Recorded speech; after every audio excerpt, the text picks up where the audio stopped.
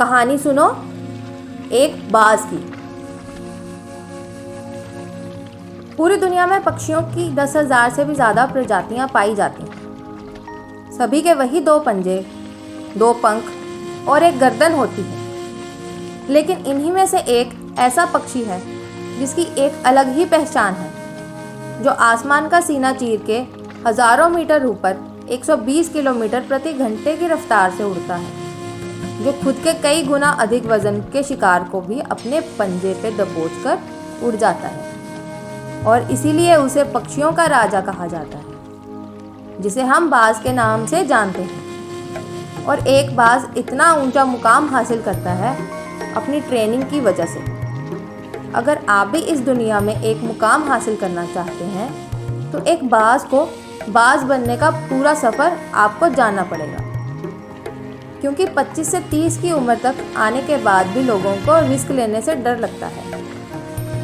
लेकिन एक बाज के जीवन की शुरुआत ही रिस्क से होती है। जिस उम्र में बाकी पक्षियों के बच्चे सिर्फ चींची करना सीखते हैं, उस उम्र में एक मादा बाज अपने बच्चों को पंजों में दबोचकर हज़ारों मीटर आसमान की ऊंचाइयों में उड़ जाती है, उसे ये बताने के लिए कि तेरा जन्म आसमान का सीना चीरने के लिए हुआ है।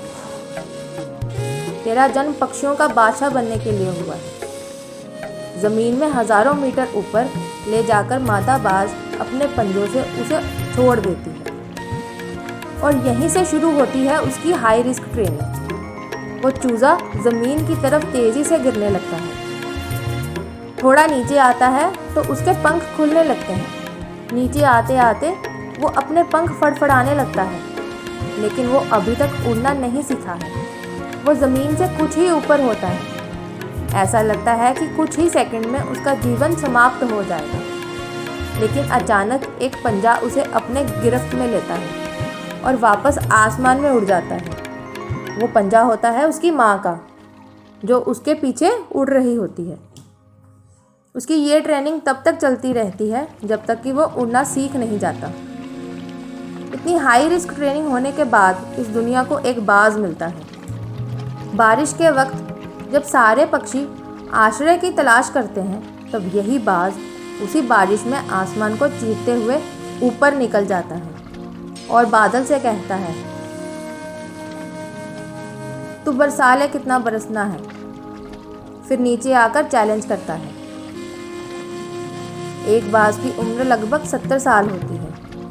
जब वह 40 साल का होता है तब एक परेशानी उसकी ज़िंदगी में मौत बनकर आती है, जो आपकी परेशानियों की तुलना में बहुत बड़ी होती है। क्योंकि 40 साल की उम्र में बाज की चोंच इतनी मुड़ जाती है कि उसे शिकार निगलने में बहुत परेशानी होती है। उसके पंख भारी हो जाते हैं, छाती से चिपकने लगते हैं, जिससे उड़ना बहुत मुश्किल हो जाता है। उसके पंजे लंबे और लचीले हो जाते हैं, जिससे वो शिकार को सही से नहीं पकड़ पाता। अब उस बाज के पास सिर्फ 3 रास्ते होते हैं। वो अपने शरीर को त्याग सकता है, या तो गिद्ध की तरह छोड़े हुए भोजन पर निर्भर हो जाए, या फिर सबसे कठिन और पीड़ादायक रास्ता अपने आप को पुनः स्थापित कर फिर से आसमान का सीना चीरकर उड़ने का। और वो इसी तीसरे रास्ते को चुनता है और अपने पास की सबसे ऊंची चोटी पे पहुंच जाता है, जहां पर अपना घोंसला बनाता है। और फिर शुरू होता है परेशानियों को जड़ से उखाड़ने का आसमान में उड़ने का सफ़र। वह अपनी चोंच को एक चट्टान पर मार मार कर तोड़ देता है, लहूलुहान हो जाता है और इंतज़ार करता है नई चोंच के आने का। उसके बाद अपनी नई चोंच से अपने पंजों को काट देता है और फिर इंतज़ार करता है नए पंजों के उग जाने का। उसके बाद वह अपने एक एक पंख को अपने शरीर से अलग करता है और फिर इंतज़ार करता है नए पंख के उग आने का। और इस प्रक्रिया में उसे समय लगता है पूरे 5 महीने का। इन 5 महीनों के कड़ी तपस्या के बाद एक बाज का पुनः जन्म होता है। वो फिर से तैयार हो जाता है आसमान का सीना चीरकर उड़ने का। 3 रास्ते बाज के पास थे, वही 3 रास्ते आपके पास होते हैं। लेकिन कुछ लोग पहले रास्ते को चुनते हैं और परेशानियों के तले दबकर सुसाइड कर लेते हैं। ज़्यादातर लोग दूसरे रास्ते को चुनते हैं। वो परेशानियों का बोझ पड़ते ही अपने लक्ष्य को छोड़कर एक नॉर्मल लाइफ जीने लगते हैं। और कुछ वो लोग भी होते हैं जो इस परेशानियों को लात मारकर अपनी मेहनत के दम पर बाज की तरह आसमान की बुलंदियों को छूते हैं।